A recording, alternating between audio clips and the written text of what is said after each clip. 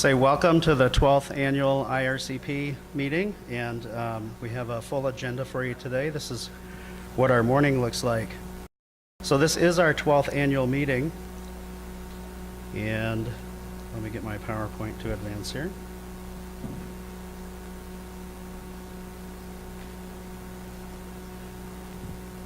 There we are. So back in 2005 when we started, oftentimes we'd go around and talk to people about community paramedicine, and this is what the room would look like at a conference. But it's much different now. Now we have, there we are.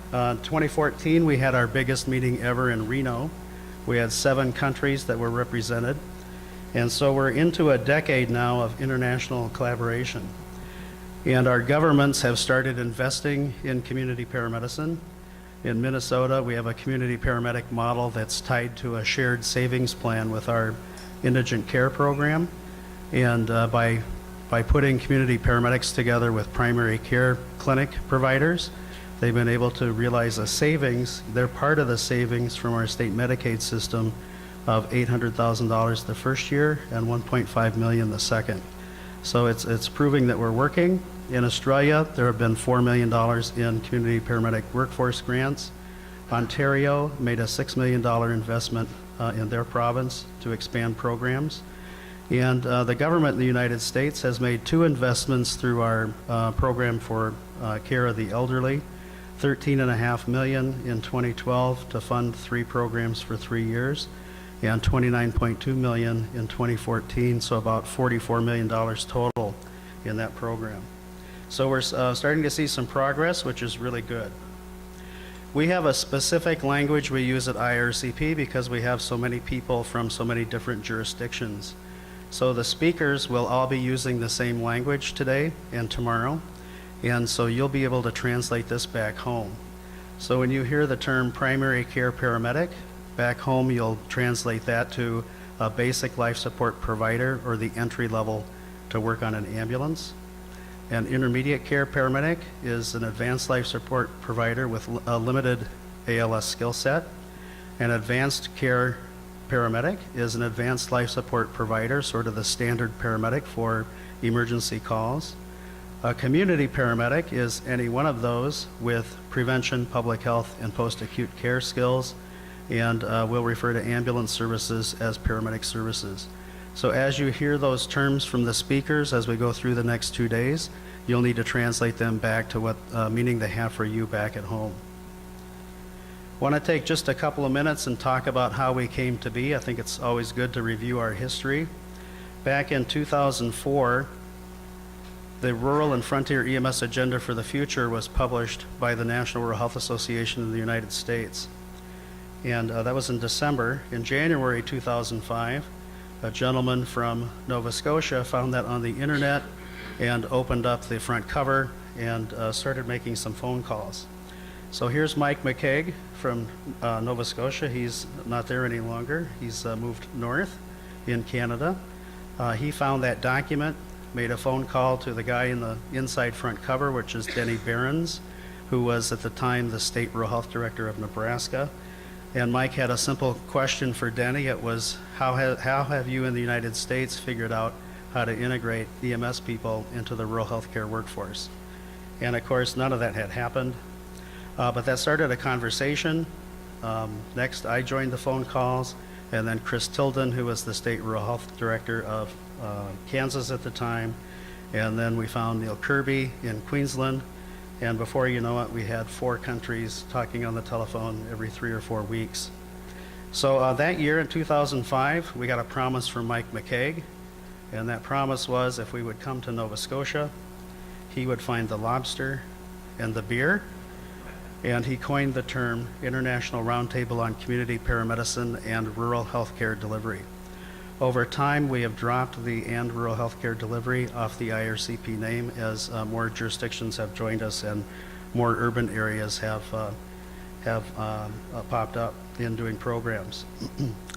So a little bit about our history. Last year, we were in Melbourne, Victoria, Australia. The year before in Reno, Nevada. We had a great tag-on event when we were in Reno. The gentlemen that operated the program at Burning Man are sitting over here. They'll be speaking later today with you. And so we were able to set up a clinical experience for community paramedics from around the world to come work at Burning Man. So thanks you guys for doing that. And then in what year are we at here? 2013, we were in Chesford Grange, Warwickshire, England. And in 2012, in Vancouver, British Columbia. 2011 in New South Wales and Sydney. 2010 in Vail, Colorado. 2009 in Matakana, New Zealand. 2008 in Victoria, British Columbia. 2007 in Townsville, Queensland, Australia. In 2006, Rochester, Minnesota. And our original group in July 2005 at Dalhousie University in Halifax, Nova Scotia. So I'm curious if you could all stand up, because you're all at least your first IRCP meeting. Let's have you all stand up and do a little stretch. And then if you have been at 2 IRCP meetings or more, would you stay standing and everyone else can sit? All right, now 3 IRCP meetings. How about 4? 5. We're getting down there. 6. 7. There's still 3 of us standing. 8. 9. Okay, and I'm 12. So there we go. But you look around the room, you'll see the people have been with us for a long time, and we really appreciate that. So a little bit about the IRCP, who we are. We're not incorporated. We have no employees. There's no office. There's no telephone. There's no leadership structure. And we have just one agenda. It's to spread community paramedicine across the world. And in short, because we have none of those bureaucratic things to get in the way, we've been very successful, and now in our 12th meeting. Now I'd like to ask Randy Mello to come up and do Welcome to Canada, and Rick Patrick, you'll be next.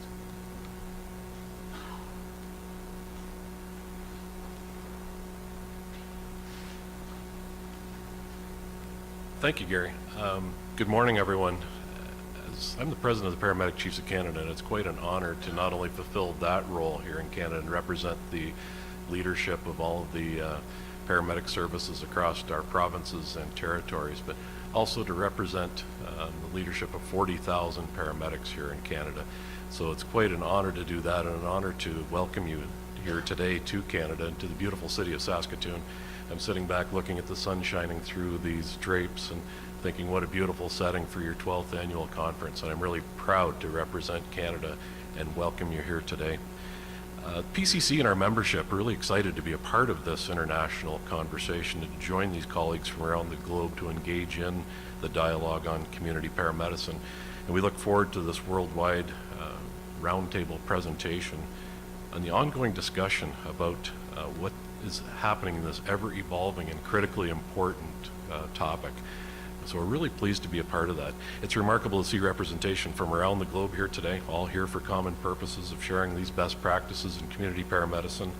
And it's impressive to see, I believe, over 100 participants here from around the globe. I believe we have Australia, UK, the US, and obviously Canada. Is there anyone else, any other countries represented? So pretty incredible when you think about how that spreads out across the world and the impact that these conversations can have. And I'm certain throughout your 2 days of presentations and the delegations and delegates, you'll benefit from hearing the latest research and innovation and international exchange of information. Well, the focus of the IRCP has been on, and I heard about the tradition and the history on rural and remote areas in this novel healthcare delivery model, and to work with the policymakers. I'm confident that the lessons that are learned here today will prove beneficial to better provision in the urban healthcare setting as well. In addition to attending the conference sessions, I'd encourage you to not only just listen, but ask the tough questions. This was sort of the theme with our conference leading up to this, was to please ask those tough questions of the presenters and of each other, and engage in conversations that'll bring back lessons that we can take back internationally and make change in this world of paramedicine. You're to be commended for 12 years of such amazing work. And I think, if you look back at sessions like this, there's no doubt going to be an amazing impact on our healthcare system. And I think if we take some time in the future and reflect on what happened through these 12 sessions, I think you're really going to see that we have been a part of a paradigm shift that really is going to improve healthcare and to millions of lives in the future, and you're to be commended for doing that. So thank you very much. Welcome to Canada. Welcome to Saskatoon.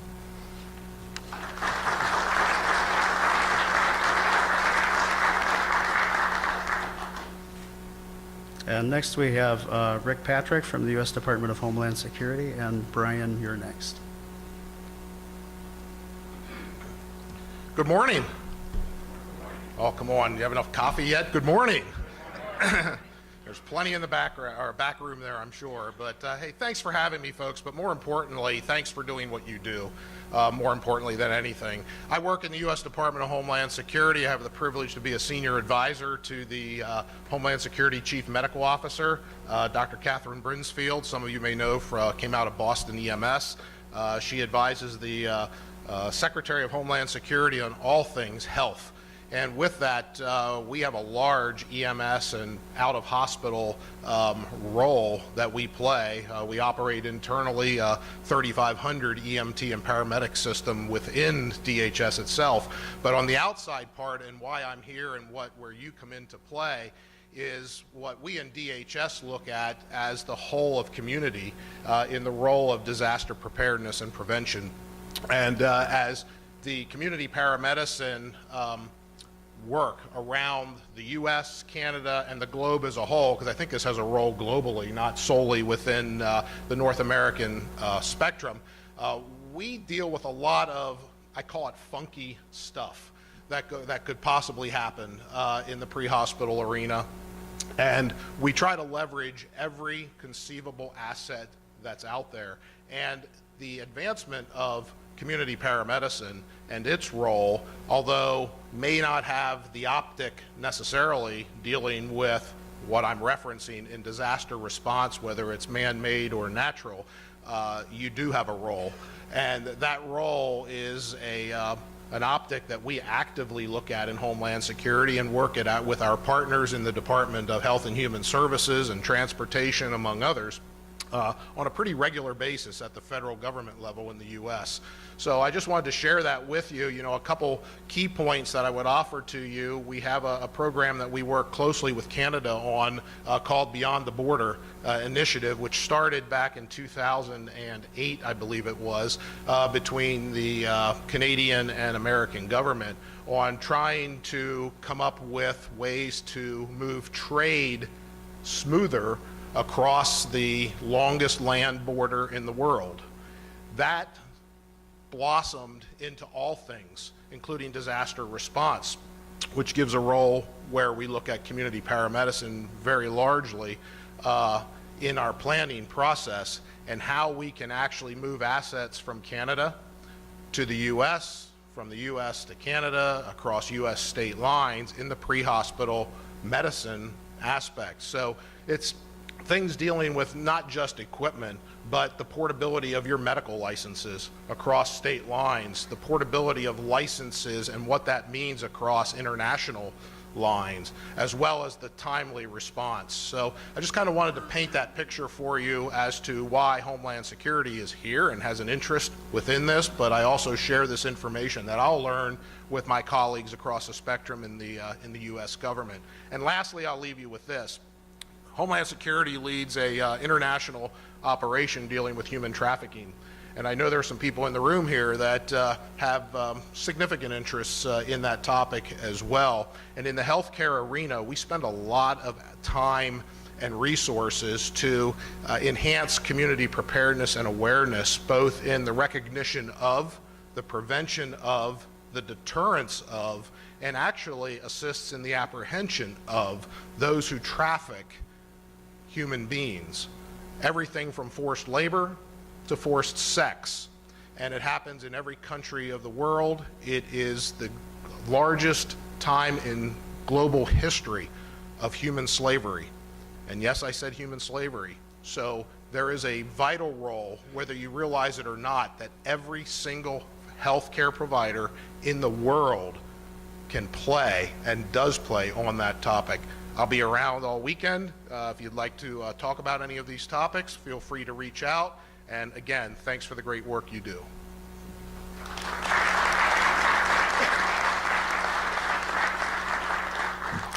And Brian LaCroix from the North Central EMS Institute.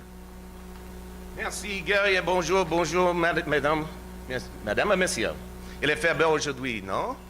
Bienvenue ici, à cette belle ville de Saskatoon. Nous sommes très heureux que vous êtes ici. My name is Brian LaCroix, ou Lacroix en français, and I am a paramedic chief in the state of Minnesota, but I was dubbed an honorary Canadian by Kelly Nash earlier this week, and I'm very proud of that. Thank you, Kelly. So while my day job is as a paramedic chief, I also serve on the North Central EMS Institute, one of the sponsoring agencies to this event. And I bring you greetings from our president, Susan Long. We are extremely proud to be part of the 12th anniversary of the IRCP. And in fact, we have been part of this effort since its very initiation. So we are supporting community paramedicine and have been doing so for 12 years. Thank you for your commitment to be here today, to learn from each other, to share what you've learned so that we can advance this great initiative. This is a beautiful city, as has been stated, and we hope you enjoy it, enjoy your stay, have safe travels, but before you leave here, learn lots and share even more. And now I will transition to my new role as photographer of the passing of the gavel. So one of the things that Mike McCaig did for us that very first meeting was he went out and got this wonderful gavel that comes in a box. And he put a label on it that identified Halifax as the original city of the IRCP. And every year now we have passed the gavel from country to country. And the country that has the gavel last year, which is Australia, their job now is to pass the gavel off to Canada.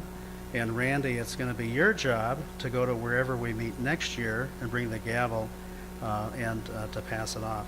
So I'd like to ask Ross Coburn and David Waters to come up from Australia, and Randy Mello, and we're going to do the passing of the gavel.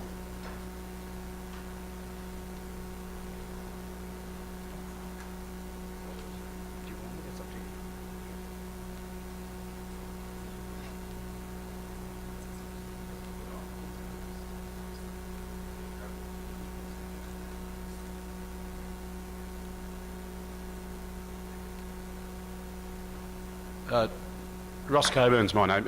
I'd just like to say on behalf of Australia, what we saw over the years with what's been happening with our IRCP conferences has really culminated last year in a real change of focus and strength in numbers with what we are doing in the community paramedicine arena. And I think even if it's just a gavel that's a piece of timber, but it's something that brings us all together, and we really look forward to advancing what we've had.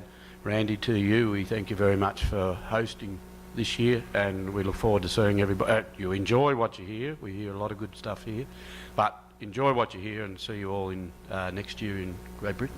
Thank you very much.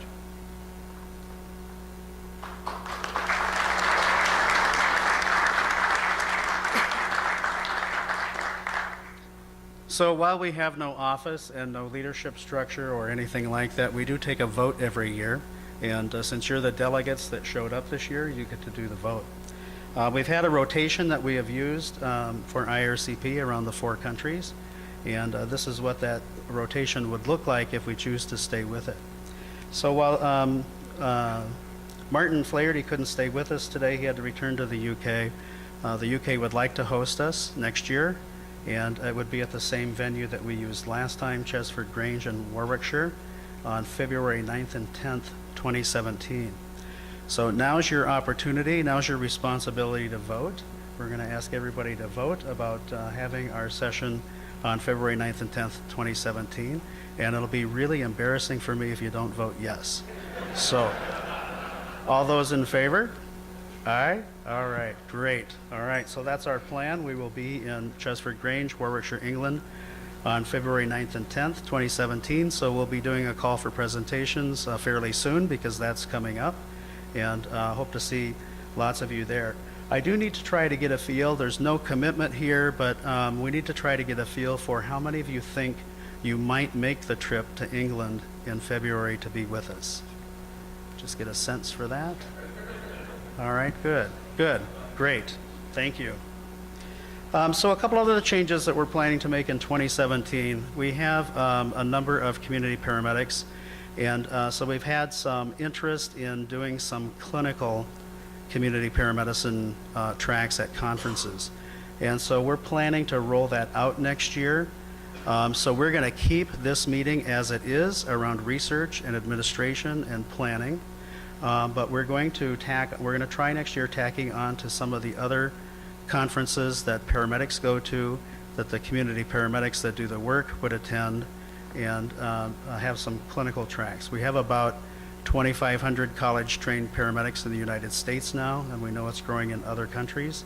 And we want to make a switch and do some content for them. And so we're planning to do a clinical track as part of the UK College of Paramedics. Again, that will be continuing education sessions for the community paramedics themselves. And then in the fall of 2017, a clinical track at the Paramedic Association of Canada.